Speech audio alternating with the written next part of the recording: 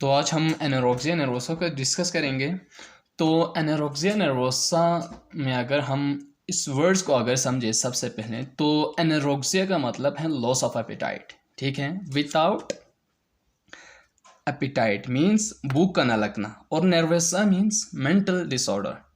अगर किसी औरत या मर्द के अंदर अगर इस तरह की जो बीमारी हैं तो उसको हम क्या कहेंगे, एनोरेक्सिया नर्वोसा। उनके अंदर भूख न लगना किसकी वजह से? Due to the fear of becoming obese. उनके अंदर हमेशा एक खौफ होता है कि क्या होता है, फियर होता है ओबीस होने, ओबेसिटी होने की, यानी कि मोटापा होने की। और ये ज़्यादातर अगर देखा जाए तो एनोरेक्सिया नर्वोसा के जो पेशेंट फीमेल्स नज़र आते हैं ज़्यादातर, क्योंकि उनके अंदर वो ज़्यादा सेंसिटिव होता है और हमेशा अपने बॉडी को फिट रखना चाहते हैं, जिसकी वजह से उनके अंदर जो लॉस ऑफ एपेटाइट या एनोरेक्सिया नर्वोसा ज़्यादा नज़र आता है।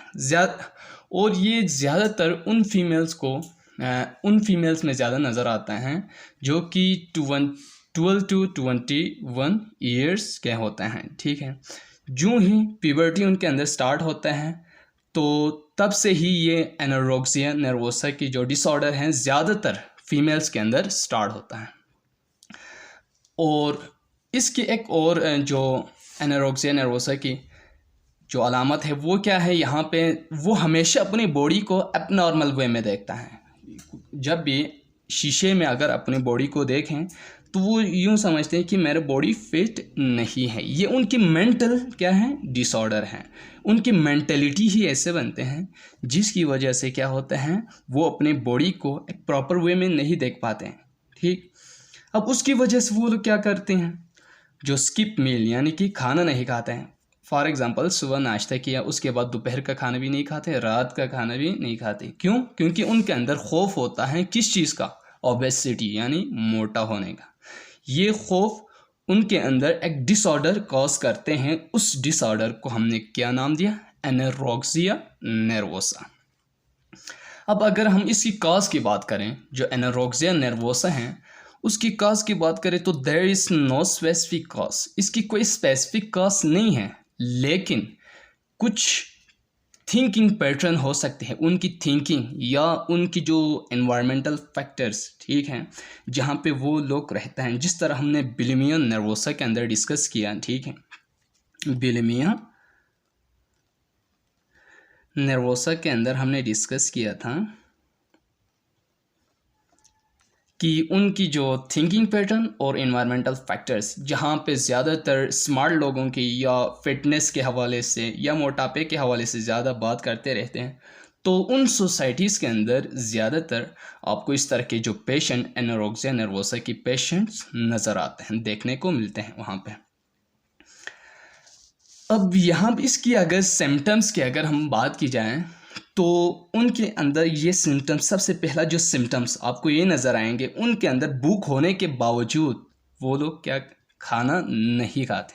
ठीक है, भूख तो होते हैं लेकिन खाना नहीं खाते। क्यों? क्योंकि उनके अंदर खौफ होता है कि उनकी बॉडी क्या होंगे, मोटा होंगे। ठीक है, वो लोग मोटा हो जाएंगे, उनके जो फिटनेस हैं वो ख़राब हो जाएंगे। इस डर से वो लोग they do not eat even they are hangry.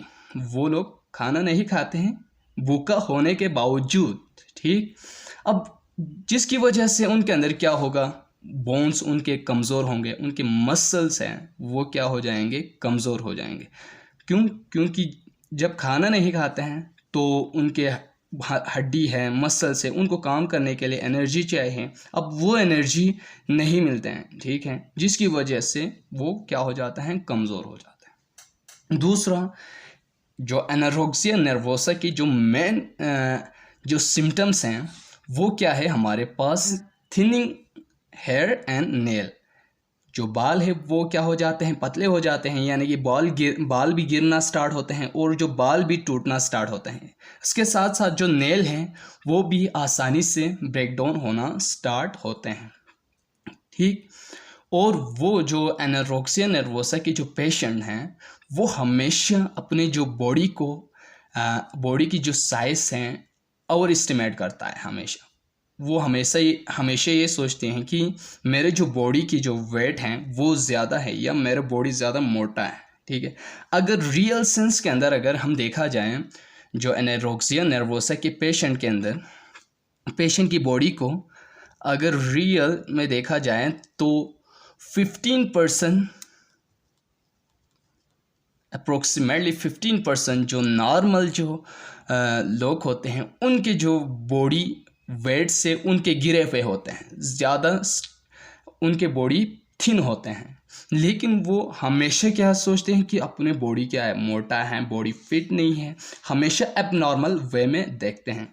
Reality में उनके जो बॉडी एक डेंजरस लेवल तक गिरा हुआ होता है, जिसकी वजह से उनके डेथ भी हो सकती है, ठीक है, डेथ भी हो सकती है। ये सारे हमारे पास किसके सिम्टम्स हैं, एनोरेक्सिया नर्वोसा। अगर या ये जो जितने भी जो सिम्टम्स यहाँ पे हमने डिस्कस किए हैं वो अगर आपको किसी में नज़र आए तो आप समझ लेना कि वो क्या है, हमारे पास एक एनोरेक्सिया नर्वोसा की पेशेंट है, ठीक है, उनके अंदर ये डिसऑर्डर मौजूद है। अब ये जो डिसऑर्डर है किस से रिलेटेड है, हमारे पास डाइट से रिलेटेड एक डिसऑर्डर है एनोरेक्सिया नर्वोसा, जिसकी वजह से इसको डाइजेस्टिव सिस्टम के अंदर रखा हुआ है, ठीक है, जो डाइजेशन के अंदर रखा हुआ इस चैप्टर के अंदर। अब ट्रीटमेंट की अगर हम बात की जाए तो इसकी जो ट्रीटमेंट है कोई स्पेसिफिक ट्रीटमेंट तो नहीं है, क्योंकि ये एक मेंटल, हमने कहा ये क्या है, हमारे पास मेंटल एक डिसऑर्डर है। ये भी वो अपने मेंटलिटी को ऐसा बनाते हैं कि हमारे बॉडी फिट नहीं, फलान इस तरह कह के वो लोग खाना ही खाते हैं, जिसकी वजह से ये बीमारी होता है, ठीक है। कोई अंदरूनी कोई ऐसी जो ऑर्गन की डैमेज की वजह से नहीं होता है। अब इसकी जो मेन जो फ्यू स्टेप्स को आप लेके इसकी ट्रीटमेंट कर सकते हैं, जैसे psychiatric therapy. Psychiatric therapy means जो वर्ड सेंस साइकेट्री, साइकेट्री किसको कहा जाता है, साइकेट्री एक मेडिसिन्स की क्या है, ब्रांच है, जिसके अंदर हम किसको पढ़ा जाता है, किसके बारे में स्टडी करता है, मेंटल या इमोशनल डिसऑर्डर के बारे में हम स्टडी करता है, उसको हम क्या कहते हैं, साइकेट्री कहा जाता है। अब साइकेट्रिक थेरेपी मीन्स मेंटल या बिहेवियरल अगर कोई ख़राबी डिसऑर्डर आए हुए हैं तो हम उसकी जो इलाज करते हैं, ठीक है, उसको क्या कहते हैं, हम साइकेट्रिक थेरेपी कहा जाता है। दूसरा फेट इंट्रावेनसली। अब जो एनोरेक्सिया की जो पेशेंट होते हैं उनको हम खाना तो खिलाते हैं लेकिन एलिमेंट्री कैनल के थ्रू नहीं, हम उनको इंट्रावेनसली खिलाते हैं, ठीक है, फेड करते हैं। इंट्रावेनसली मीन्स वेंस के ज़रिए, ठीक है, वेन के ज़रिए। वेन के अंदर हम क्या करते हैं, नीडल्स इंसर्ट करता है, ठीक है, नीडल वगैरह इंसर्ट करता है, और उस नीडल्स के थ्रू हम क्या करता है, खुराक को उनके वेन के अंदर क्या करता है, इंसर्ट करता है और उसकी बॉडी तक पहुंचाते हैं, इस तरह। और इनके अंदर जो रिकवरी प्रोसेस अगर देखा जाए तो एनोरेक्सिया नर्वोसा की जो पेशेंट की रिकवरी की जो प्रोसेस वो बहुत ज़्यादा लंबा होता है, और इनकी जो रिकवरी बहुत स्लो होते हैं, जिसकी वजह से अरसा बहुत लंबा होता है, ठीक है, रिकवरी इज़ वेरी स्लो, जिसकी वजह से 2 to 4 years, minimum 2 to 4 years उनके अंदर रिकवरी होने के लिए लगता है। लेकिन कुछ केसेस के